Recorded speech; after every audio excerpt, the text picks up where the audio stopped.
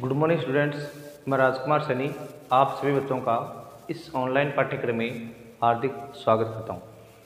पहले बच्चों, हमने प्रश्नावली 7.6 को जो शुरू कर रखी थी उसमें कल मैंने आपको रोले प्रमेय के बारे में बताया था और उसमें मैंने आपको 2 पार्ट करवाए थे और अब तीसरा पार्ट है। तीसरे पार्ट में क्या है मेरे पास f(x) बराबर मापांक x।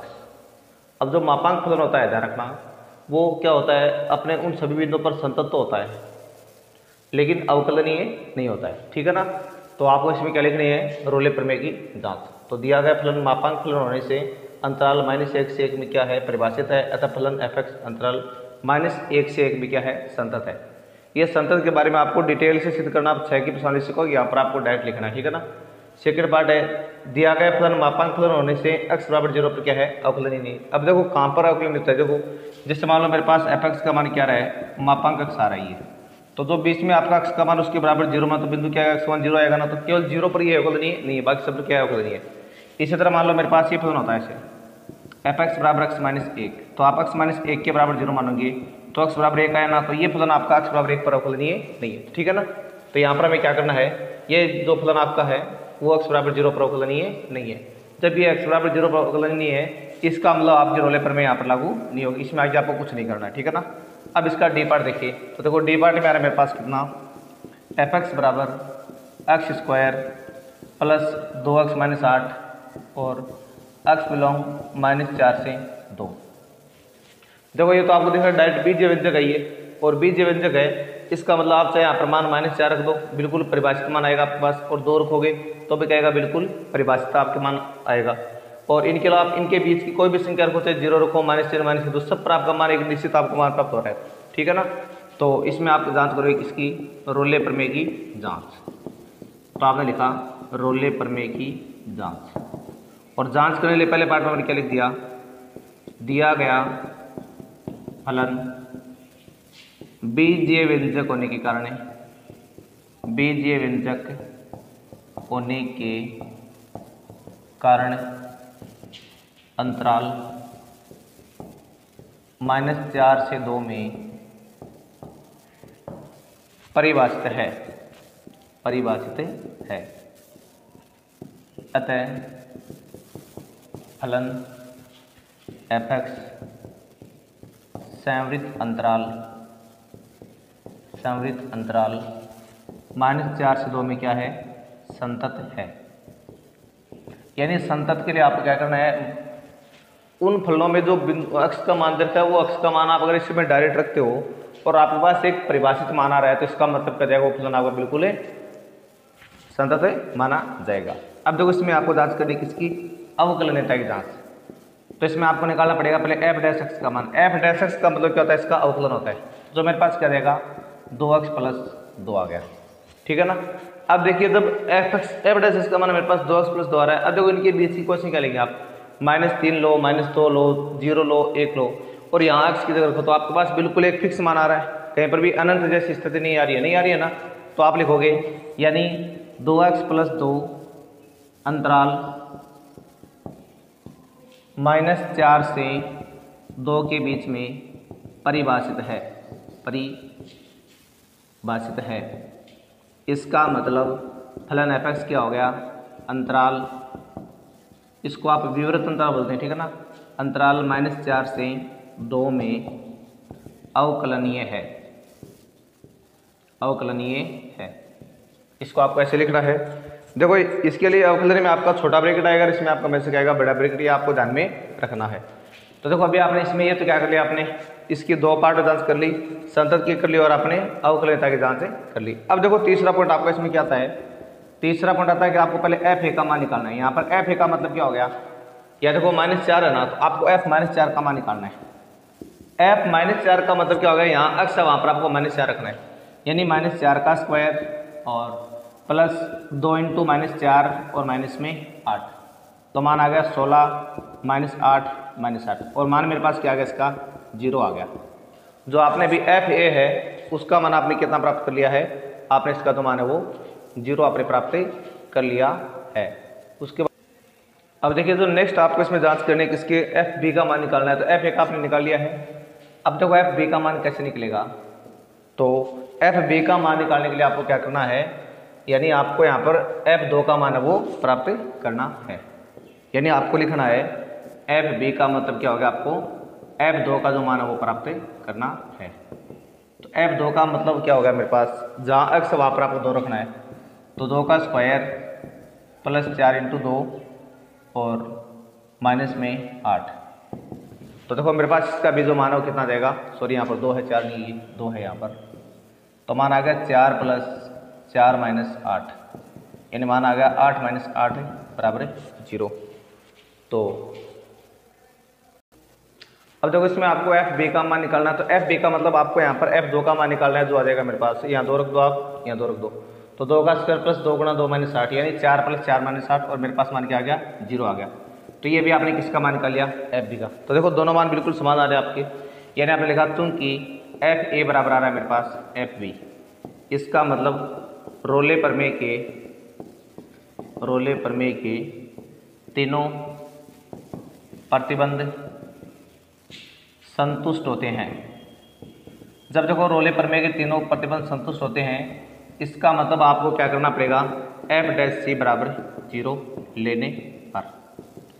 अब जब आप f' बराबर 0 लोगे तो देखो इसको मैं यहाँ से मिटा दूँ थोड़ा सा, इसको देखो भी, ये जब आप इसको मिटाओगे तो आपके पास देखो ये आ जाएगा इस तरह से, यानी आपको लिखना है। अब देखो f' जो x है उसका देखो आपने मान यहाँ निकाला था, c के रूप में इसका मान क्या हो गया, 2c प्लस 2 बराबर 0, 2c बराबर आ गया माइनस का 2, और c बराबर आ गया माइनस का 2 बटा 2, और c बराबर क्या आ गया माइनस का 1। अब देखिए जो -1 प्राप्त हुआ आपको, वो देख लो इस -4 और 2 के बिल्कुल बीच में आ रहा है।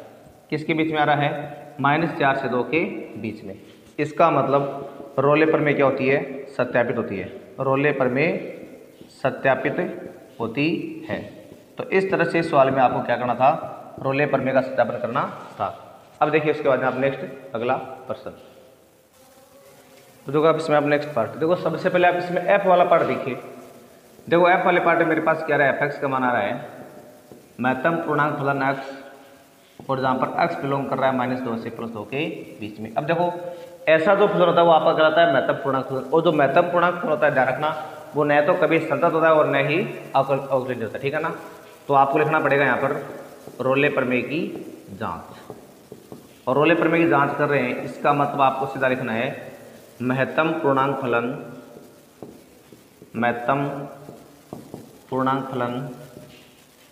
अपने पूर्णांकों पर न तो संतत तथा न ही अवकलनीय होता है,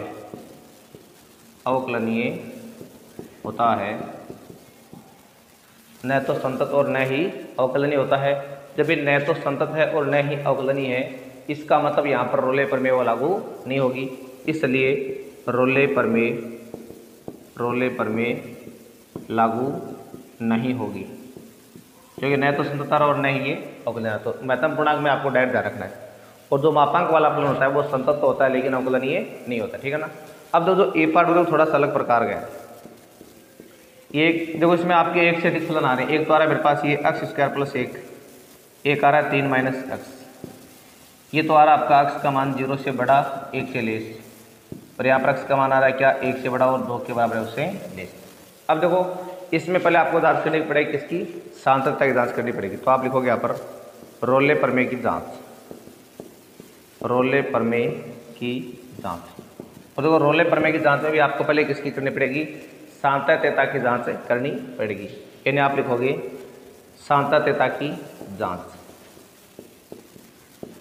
अब देखो सार्थकता की जांच किस पे करनी है, जो बाहरी बिंदु होते हैं इसके, देखो यहाँ 0 बाहरी बिंदु है, इधर 2 बाहरी बिंदु है, ठीक है ना, और बीच वाला बिंदु कौन सा आपका 1। अब देखो जो बाहरी बिंदु होते हैं उन पर तो फलन आपका हमेशा क्या होता है, संतत होता है। आप 0 रखोगे तो आपका मान बिल्कुल क्या है, प्रभाषित आएगा, और 2 पर भी क्या है, बिल्कुल परिभाषित मान है वो आपका आने वाला है। अब देखो 1 के लिए आपका संबंध ये भी बन रहा है और 1 के लिए संबंध आपका ये भी बन रहा है। तो यहाँ पर आपको जांच क्या करनी पड़ेगी, जो आपको 6 की प्रश्नावली में नियम होता है उस नियम के हिसाब से इसको आपको हल करना पड़ेगा। अभी 6 की जब पढ़ोगे तब आप इसके बारे में डिटेल्स जान लोगे। फिलहाल देखो मैं आपको बिना 6 की पढ़ाई को जांच करना सिखा रहा हूँ, ठीक है ना।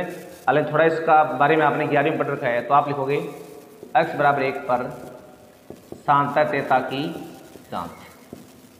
जब आप इसमें सार्थकता की जांच करोगे तो पहले इसमें निकालना पड़ेगा आपको किसका मान, f1 माइनस h का मान आपको निकालना पड़ेगा। इसको आप बाईं सीमा बोलते हो। f1 माइनस h का मतलब क्या होता है, बाईं सीमा, या इसको आप LHL बोल सकते हो, जैसा आपने 11वीं क्लास में निकालना सीखा है। तो देखो इसके लिए आपका मान क्या देगा, लिमिट x टेंड टू 1 और fx, और मेरे पास आएगा लिमिट x टेंड टू 1 और fx का मान देखो क्या आएगा। अब यहाँ पर जो आपका x का मान है वो 1 से क्या होना चाहिए, छोटा होना चाहिए। देखो ये x का मान आप देखो 1 पर जांच कर रहे हो आप, तो x का मान क्या होना चाहिए, 1 से छोटा होना चाहिए। अरे बाईं सीमा का मतलब क्या होता है, जैसे मान लो मेरे पास ये बिंदु यहाँ पर 1 है, यानी आप 1 से थोड़ा सा कम, यानी आपने 0.9 कर दिया, इधर आपने इसमें थोड़ा बढ़ा दिया। तो जब आप इधर आ रहे हो यानी 1 से थोड़ा सा कम कर रहे हो, तो आप देखो बाईं ओर तो आ रहे हो ना, इधर आप उधर जा रहे हो, तो ये आप आ रहे हो बाईं साइड में, और इधर आ रहे हो आप दाईं साइड में। तो जब आपको बाईं सीमा की जांच करनी है तो आप क्या करेंगे, 1 में से घटाएंगे, यानी 1 माइनस h, इस तरह से चलोगे आप, उधर आप कैसे चलोगे, यानी आपका 1 माइनस 0.1 तो आ रही है, और ये आपका क्या है 1 प्लस 0.1। तो इसका मतलब इधर आप 1 माइनस h का शर्त लगाओगे, इधर आप 1 प्लस h की शर्त वो आपको लगानी है, ठीक है ना। तो देखो इसी तरह से हम क्या कर रहे हैं, इसकी बाईं सीमा की जांच कर रहे हैं। तो यहाँ पर fx का मान देखो क्या आएगा आपका, x का मान क्या होना चाहिए, 1 से छोटा होना चाहिए, x का मान 1 से छोटा, तो ये ऊपर वाला फलन आ गया x स्क्वायर प्लस 1। अब देखो इसमें जब आप लिमिट h टेंड टू 0 करते हो तो यहाँ पर आएगा मान 1 माइनस h का होल स्क्वायर और प्लस में 1। अब इसमें आप सीमा रख दो, 1 माइनस 0 का होल स्क्वायर प्लस 1 प्लस 1 यानी 2। ये तो आपने भी किसका मान प्राप्त कर लिया, आपने बाईं सीमा है उसका आपने मान है वो प्राप्त कर लिया है। अब देखो आप दाईं सीमा का मान, तो देखिए दाईं सीमा के लिए आपको क्या निकालना पड़ेगा, f आप लिख दो यहाँ पर RHL का मान निकाल रहे हो आप, यानी आप f1 प्लस h का मान निकाल रहे हो, तो जो आ जाएगा लिमिट x टेंड टू 1 और fx। तो यहाँ पर आएगा हमारे पास लिमिट x टेंड टू 1 और fx का मान कितना आएगा, इसमें देखो fx का मान, x का मान देखो 1 से बड़ा होना चाहिए, तो इसमें आ रहा है तो 3 माइनस x आ रहा है।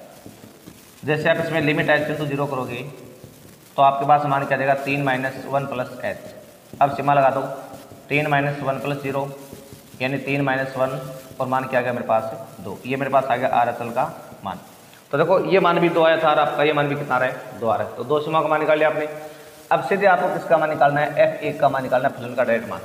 तो देखो बराबर का चिन्ह यहाँ लगा 1 के साथ, तो ये सीधा ये काम आ जाएगा फलन आपको, यहाँ रख दो आप 1 का स्क्वायर और प्लस में 1 प्लस 1 यानी 2। तो देखिए तीनों मान आपके देखो बिल्कुल समान आ रहे हैं, ये बाईं सीमा का मान, ये दाईं सीमा का मान और ये फलन का मान। तो आपको लिखना है चूंकि f1 माइनस h बराबर आ रहा है f1 प्लस h बराबर आ रहा है f1, इसलिए फलन अंतराल, क्योंकि आपको जांच तो बस केवल एक पर ही करनी थी ना, उन 2 पर, तो ये पहले से क्या है संतत है, किस पर, 0 और 2 पर। तो फलन अंतराल 0 से 2 में संतत है, मतलब आपने अभी तक ये संतत वाली शर्त को लगा दी। और यहाँ पर हमें 6 के प्रश्नावली का रूल क्यों लगाना पड़ा है, क्योंकि फलन आपका 2 भागों में आ रहा है, इधर भी आ रहा है और इधर भी। जब सिंगल फलन है तो उसके आप डायरेक्ट कर सकते हो, लेकिन जब डबल फलन के रूप में है तो आपको जांच 6 की प्रश्नावली के नियम के हिसाब से करनी पड़ेगी। और ये पूरा नियम आप जब 6 की प्रश्नावली पढ़ोगे तब आपको वहाँ पर समझा दिया जाएगा। हालांकि इसके बारे में आपने थोड़ा सा 11वीं क्लास में पढ़ रखा है, तो शायद उतनी आपको इसमें दिक्कत नहीं आएगी। अब ये तो आपने इसमें कर ली किसकी, सांद्रता की जाँच। अब देखिए आप आगे अवकलनीयता की जाँच। देखो अब आपको इसमें x बराबर 1 पर अवकलनीय जांच कर, देखो यहाँ पर भी देखो 2 फलन है, तो यहाँ पर भी आपको जो 6 की प्रश्नावली है उसका नियम लगाना पड़ेगा, और उसके हिसाब से आपको बायां अवकलज और दायां अवकलज दोनों प्राप्त करने पड़ेंगे। अगर आप इसमें निकालते हैं बायां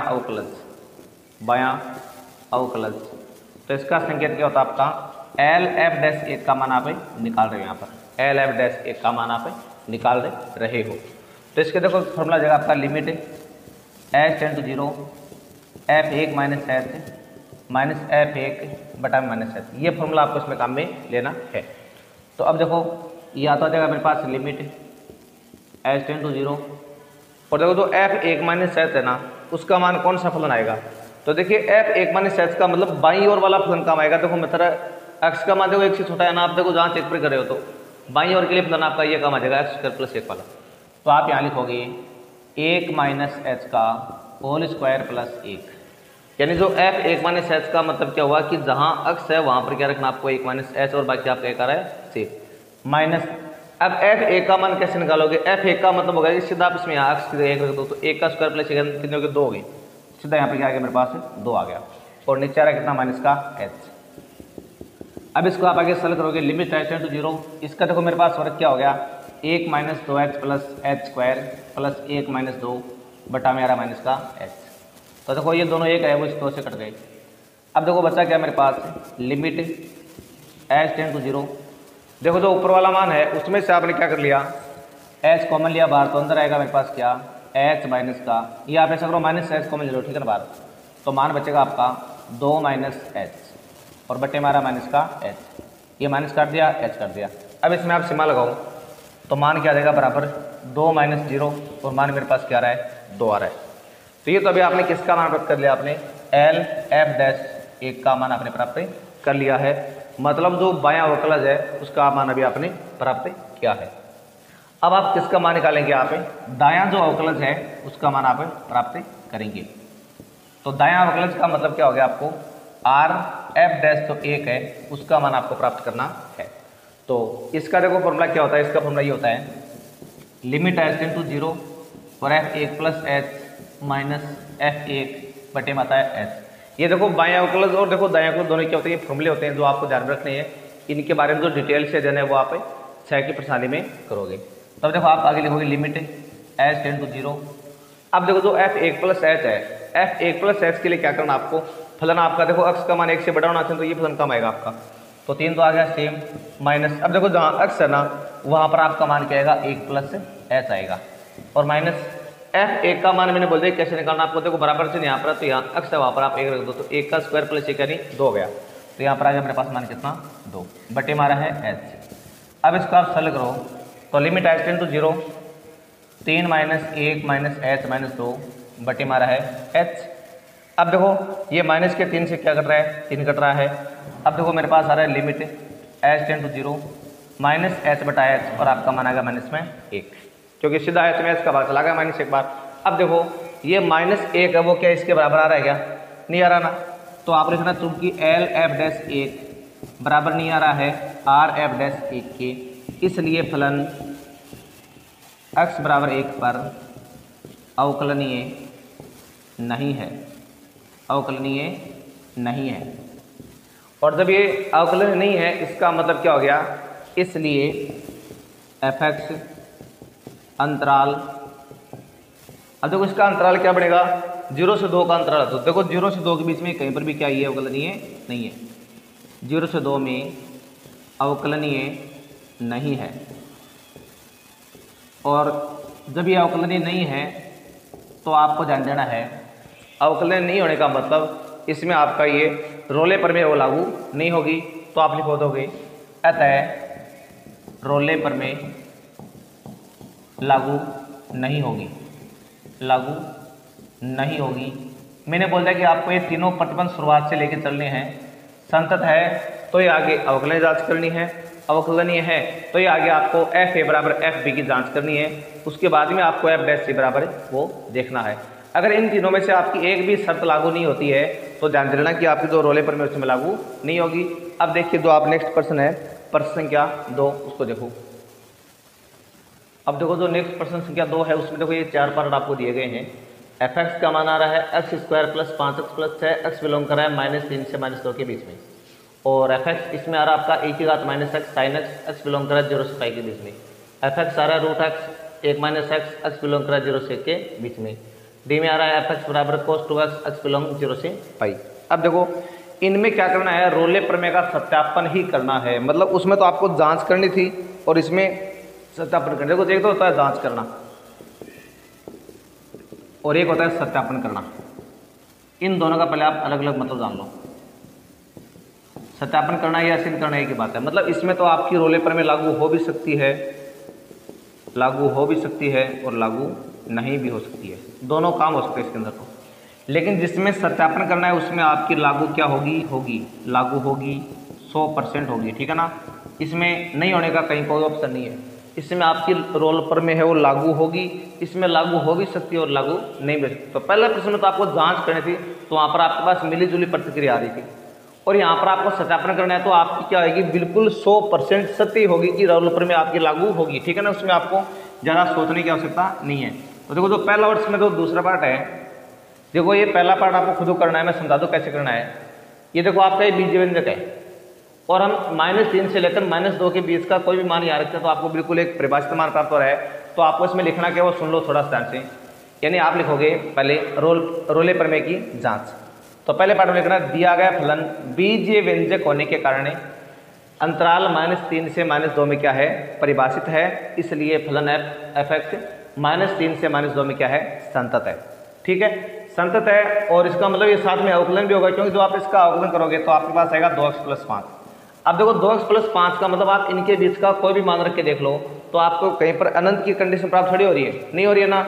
इसका मतलब आप क्या लिखोगे, दिया गया फलन बीजीय व्यंजक होने के कारण -3 से -2 के बीच में परिभाषित है, इसलिए फलन आपका क्या है, -3 से -2 में अवकलनीय है, ये देखना आपको।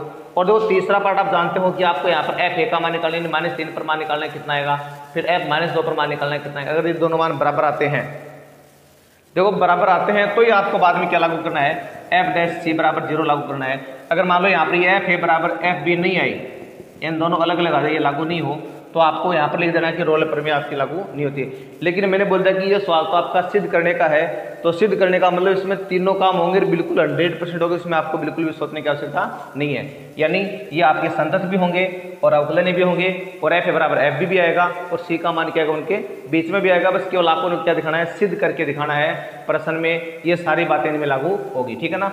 मैं इसमें आपको बी पार्ट करवा दूँ एक तो, और एक आपको ये करवा दूँ। तो देखो बी पार्ट में मेरे पास क्या रहा है, f(x) बराबर है e⁻⁻x sin x, और x बिलोंग कर रहा है 0 से π के बीच में। तो आप लिखोगे यहाँ पर रोले प्रमेय का सत्यापन, रोले प्रमेय का सत्यापन, क्योंकि रोले प्रमेय से लागू हो रही है, आपको उसको क्या दिखाना है, केवल सत्यापित करके दिखाना है। तो सबसे पहले आप देखिए f(x) का मान है मेरे पास e⁻⁻x और sin x। अब देखो 0 से π के बीच में आप जानते हैं sin x क्या होता है, एक अपने आप में संतत फलन है। साइन का हमेशा प्रत्येक मान आपको क्या मिलेगा, वास्तविक मान मिलेगा, इसलिए साइन तो क्या है आपका एक संतत फलन है। और देखो जो e⁻⁻x है ये भी अपने आप में क्या है, एक संतत फलन है, क्योंकि इसमें भी आपको कहीं पर भी अनंत की कंडीशन है वो नहीं मिलेगी, ठीक है ना। तो आपको क्या लिखना पड़ेगा, यानी पहले आप लिखोगे इसमें दिया गया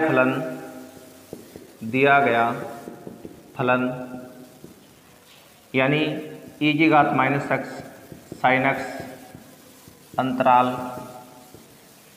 0 से π में परिभाषित है, इसलिए f(x) अंतराल 0 से π में संतत है। ठीक है, इसमें आपको ज़्यादा कुछ करने की दिखाने की आवश्यकता नहीं है, क्योंकि संतत और अवकलनीय जो लंबा तरीका है वो हम क्या करेंगे, या तो आपके पास डबल फलन आए तब आपको लगाना होता है, या आपको 6 की प्रणाली में लगाना होता है। अब देखो दूसरा, अब इसमें आप करेंगे अवकलनीयता की जांच। तो पहले आपको इसमें निकालना पड़ेगा किसका मान, f' का मान निकालना पड़ेगा। तो पहले मैं लिख दूँ यहाँ पर f(x) का मान मेरे पास क्या है, e⁻⁻x और sin x ही आ रहा है। जब आप यहाँ पर f' का मान निकालोगे तो इसमें आपको u डॉट भी लगाना पड़ेगा। तो देखो पहले ये तो आ रहा है मेरे पास कॉन्स्टेंट, और उसके बाद में क्या आ रहा है मेरे पास, साइन का हो गया cos x, प्लस अब साइन x तो आ रहा है कॉन्स्टेंट, और इसका वापस क्या हो गया, e⁻⁻x हो गया, साथ में माइनस का एक और आ गया, जो -x का दोबारा करोगे तब। अब देखो जो f' है उसका मान मेरे पास क्या आ गया है, देखो -x आ रहा बाहर कॉमन, और मान बचेगा आपका cos x और माइनस में sin x। ये मान आपको उसमें क्या हो गया, भी प्राप्त हो गया है, क्योंकि आपने पहले u कांस्टेंट लिया, v का अवकलन, v कांस्टेंट और u का अवकलन। अब देखिए आप जानते हैं साइन और कोस दोनों क्या है, वास्तव में आपके संतत फलन होते हैं प्रत्येक बिंदु पर, और अगर आप कोस में साइन घटाओगे तो भी आपको कहीं पर भी अनंत जैसी कंडीशन है वो नहीं मिलने वाली है। और इसका मतलब आपके पास जो ये मान आएगा वो बिल्कुल क्या आएगा, परिभाषित मान आएगा।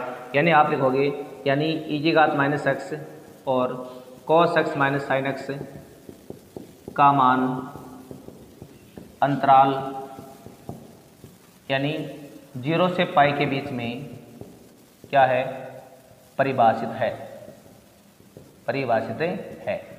इसका मतलब ये हुआ कि फलन f(x) अंतराल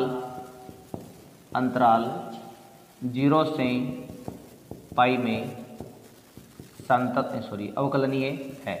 तो ऐसे आपको उसमें क्या दिखाना है, अवकलनीय वो दिखाना है। तो ये आपने भी इसमें किसकी जांच कर ली है, अवकलनीयता की आपने जांच वो कर ली है।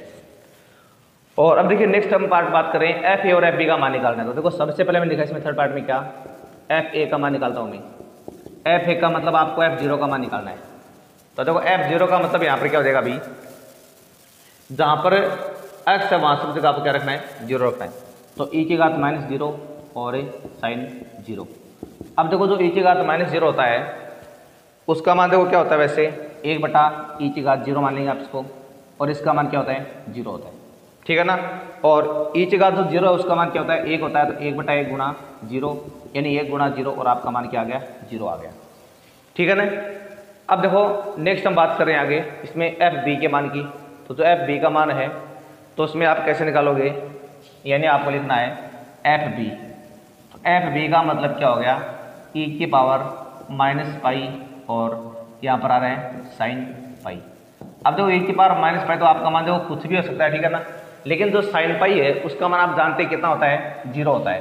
तो मेरे पास यहाँ पर एफ बी का मान भी क्या आ गया है, मेरे पास 0 आ गया। तो देखो एफ ए का मान भी 0 आ गया और एफ बी का मान भी क्या आ गया, 0 आ गया। तो आप लिखोगे चूंकि एफ ए बराबर एफ बी बराबर क्या आ रहे हैं, 0। इसका मतलब रोले प्रमेय के सभी प्रतिबंध संतुष्ट होते हैं, सभी प्रतिबंध संतुष्ट होते हैं। जब रोले प्रमेय के सभी प्रतिबंध संतुष्ट होते हैं इसलिए क्या करना आपको, एफ डैश सी बराबर आपको क्या मानना है, 0 मानना है। अब एफ डैश सी का मान कहाँ से लाओगे आप, जहाँ पर आपने अवकलन किया था ना, देखो आपने यहाँ किया था ये रहा।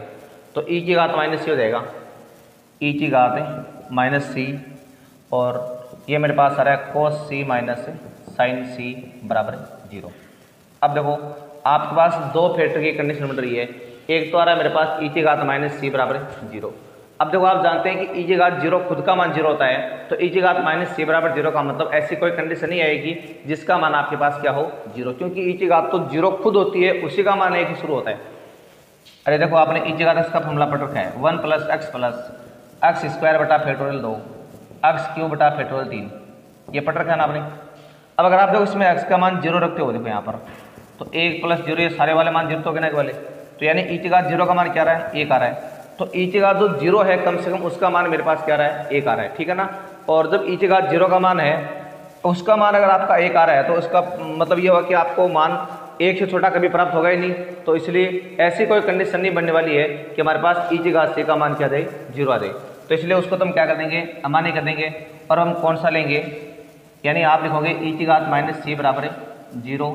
ये तो मेरे पास क्या है, अमान्य कंडीशन होगी। ऐसी कोई कंडीशन आपके पास बनने वाली ही नहीं है, तो इसको तो आपने क्या मान लिया, अमान्य। तो इसलिए आपने क्या लिख दिया, cos c minus sine c बराबर आपने मान लिया 0।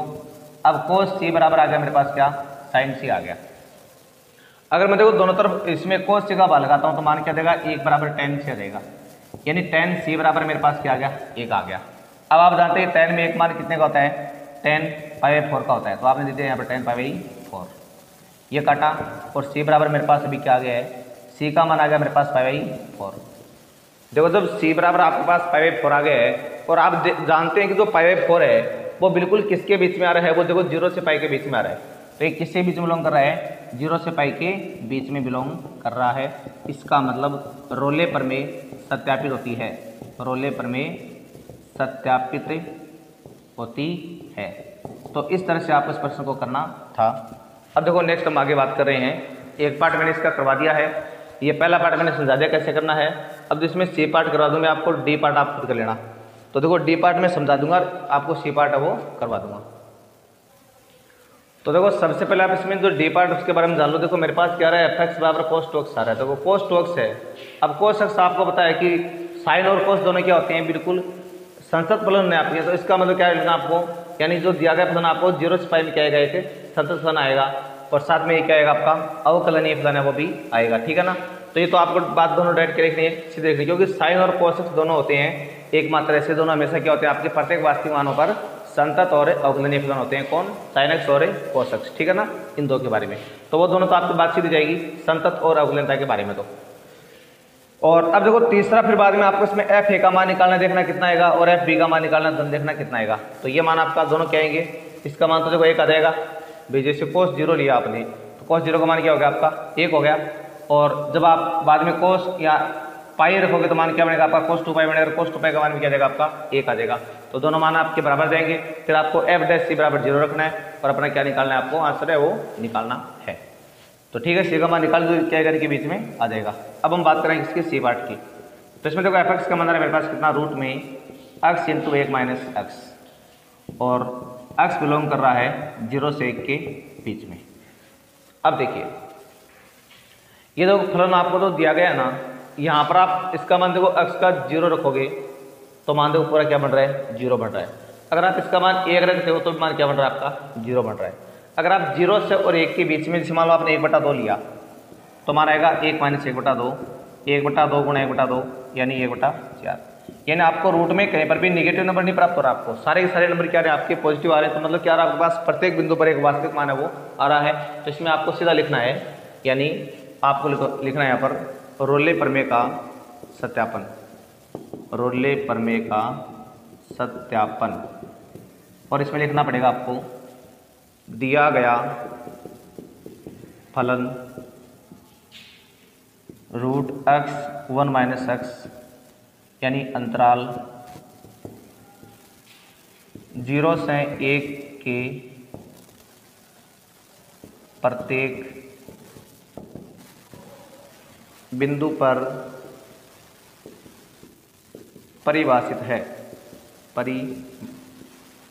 डिफाइंड है। इसका मतलब इसलिए एफ एक्स अंतराल 0 से 1 में संतत है।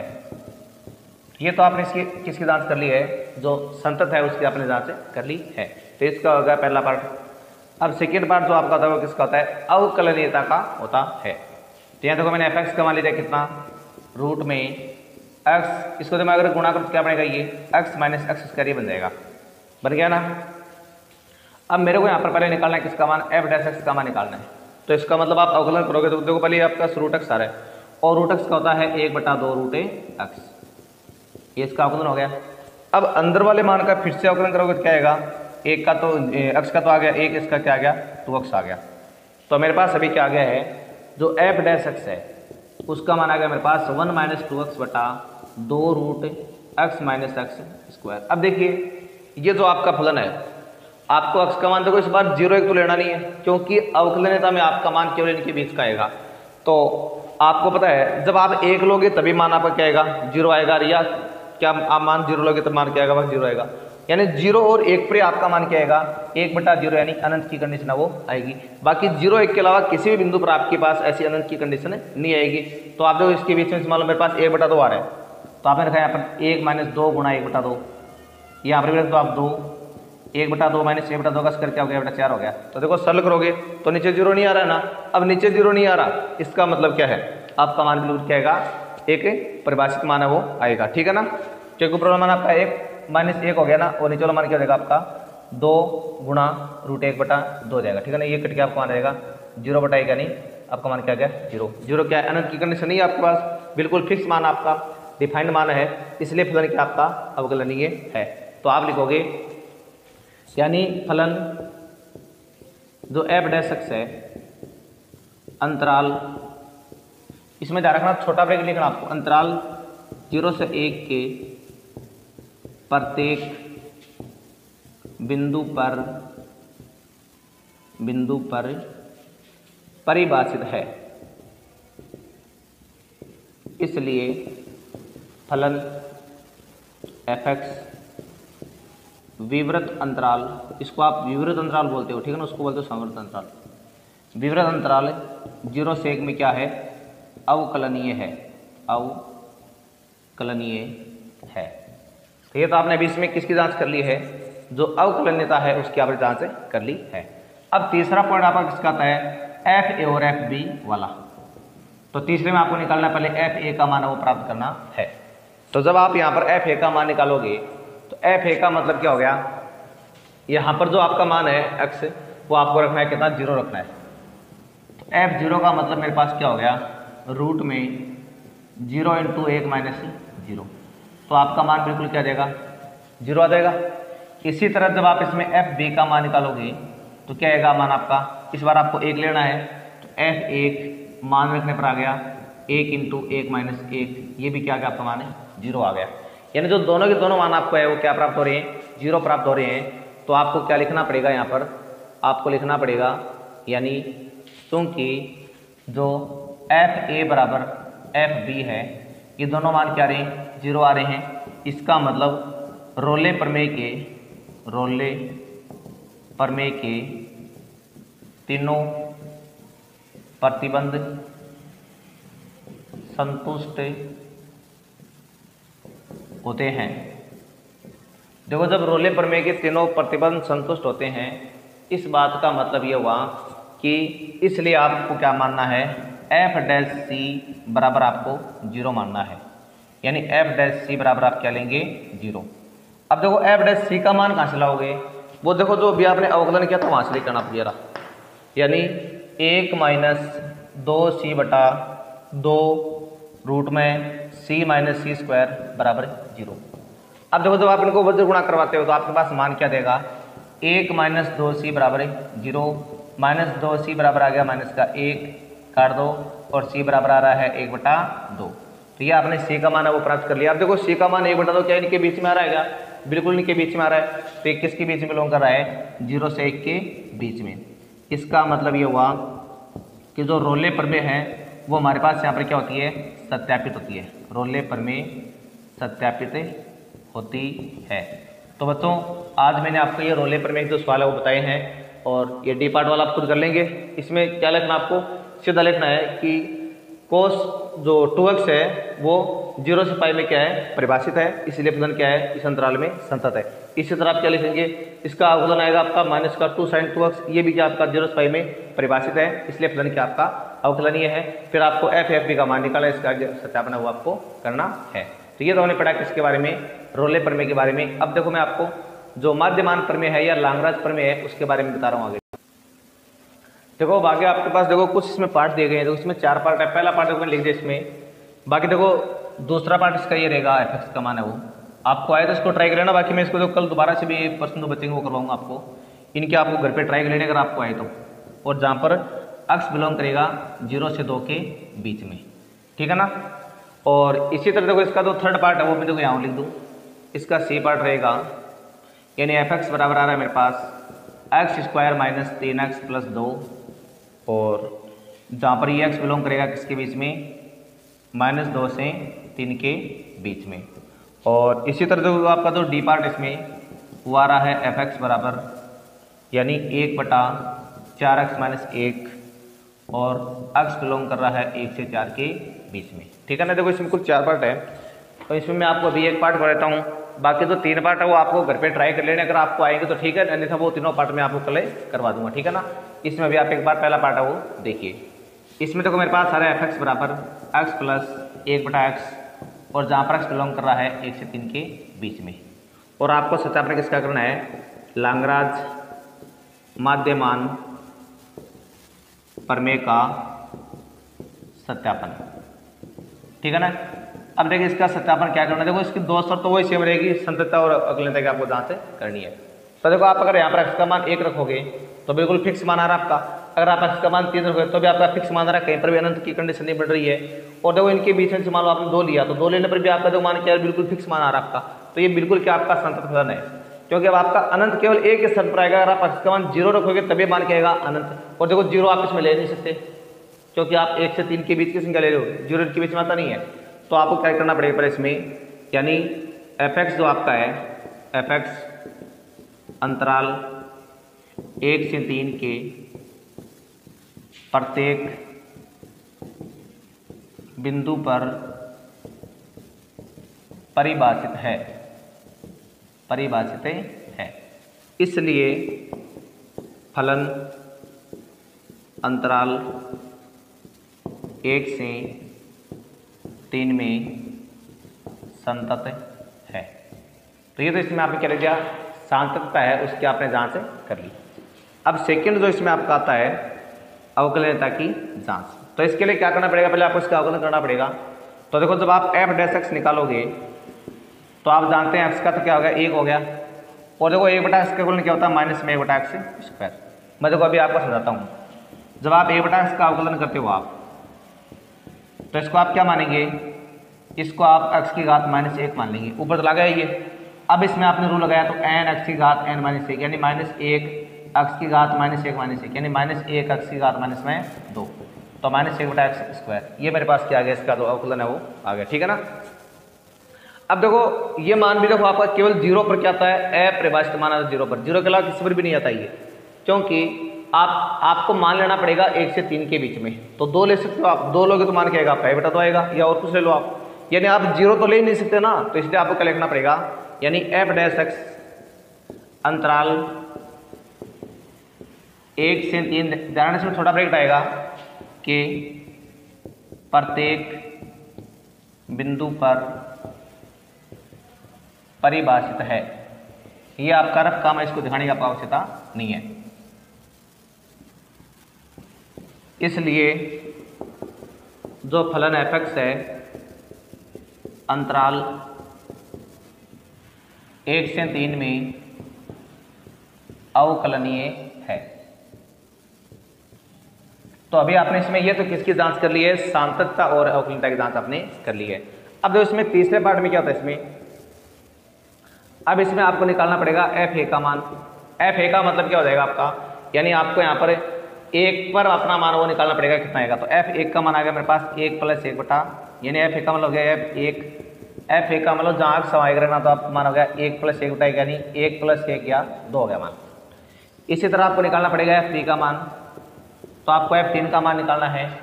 3 का मतलब मान होगा आपका 3 + 1 बटा 3, 3 लघुत्तम आ गया, 9 + 1 यानी 10 बटा 3। तो ये आपने किसका मान निकाल लिया, एफ बी का मान। इसमें बराबर आना कोई जरूरी नहीं होता मान, ठीक है ना। अब इसमें आपको निकालना पड़ेगा किसका मान, एफ डैश सी का मान। एफ डैश सी का मान आपका इससे निकलेगा, यानी 1 - 1 बटा सी स्क्वायर, ठीक है ना। अब इसकी शर्त क्या होती है, इसकी शर्त होती है कि जो एफ डैश सी है वो बराबर आएगा F B minus F A बटा बी माइनस ए के। ये शर्त आप लगाते हो इसके अंदर, और जब आप ये शर्त लगाओगे तो यहाँ देखो एफ डैश सी का जो मान है मेरे पास वो तारा है 1 - 1 बटा सी स्क्वायर, और जो एफ बी का मान है वो मेरे पास आ रहा है 10 बटा 3, और जो एफ ए है उसका मान आ रहा है मेरे पास कितना, 2, और बटे में कितना आ रहा है 3 - 2। देखो जब आप इसको आगे सरल करोगे तो मान आएगा आपका 1 - 1 बटा सी स्क्वायर। उधर देखो ऊपर वाला जो मान आप सरल करोगे ना, तो वहाँ पर देखो 3 आ गया लघुत्तम, 10 - 6 बटे वाला मान आ रहा है मेरे पास 1, यानी 1 - 1 बटा सी स्क्वायर का मान मेरे पास क्या आ गया है, यानी मेरे पास आ गया 4 बटा 3, और बटे वाले 1 का कोई महत्व नहीं है। अब ऐसा करो, ये तो हो गया 1 - 4 बटा 3, उधर आ रहा है मेरे पास 1 बटा सी स्क्वायर। अब देखो जब इसको आप आगे सरल करोगे तो सरल करने के बाद में जो आपका मान है इसमें वो क्या आना चाहिए, इसके अंतराल। तो देखो जब आप इसको आगे सरल करोगे तो यहाँ पर देखो मेरे पास ए बटा सी का मान आ गया 1 - 6 बटा सी स्क्वायर, ये F B minus F A, नीचे आएगा बी माइनस ए। तो ये तो आ रहा सेम, ये सरल करने पर आ गया 10 - 6 बटा 3, और ये मेरे पास आ रहा है 2। अब ये तो आ रहा सेम, उधर आ गया 4 बटे 3 और बटे मारा 2 बटा 1, गुणा करा तो एक मान आपका कट गया 2 बटा 3। इसको आप सरल कर लो तो देखो सी का मान मेरे पास क्या देगा, ये देगा +-√3। देखो अब यहाँ पर जो आपका सी बराबर देखो जो -√3 है वो तो हो गया अमान्य मान, इसको तो आप अमान्य कर दो क्योंकि इन दोनों के देखो बीच में नहीं आ रहा है ना। और देखो जो √3 आपका है सी बराबर √3, ये देखो बिल्कुल बिलोंग कर रहा है किसके बीच में, 1 और 3 के बीच में, क्योंकि आप जानते हैं √3 का मान क्या होता है, 1.7 के आसपास मान होता है। जब 1.7 के आसपास मान है तो इसका मतलब 1 और 3 के बिल्कुल क्या आ रहा है, बीच में आ रहा है। तो ये मैंने आपको बता दिया। तो आप लिखोगे इसलिए लाग्रांज या माध्यमान प्रमेय सत्यापित होती है। तो इस तरह से आप इस प्रश्न को करना है। बाकी जो 3 पार्ट आगे बचे हैं उनके आप ट्राई करना, नहीं आए तो कल पूछना, मैं आपको वैसे करवा दूंगा, लेकिन आप इनकी एक बार ट्राई वैसे करके आएंगे। आज के लिए बस इतना ही, तब तक के लिए नमस्कार, धन्यवाद।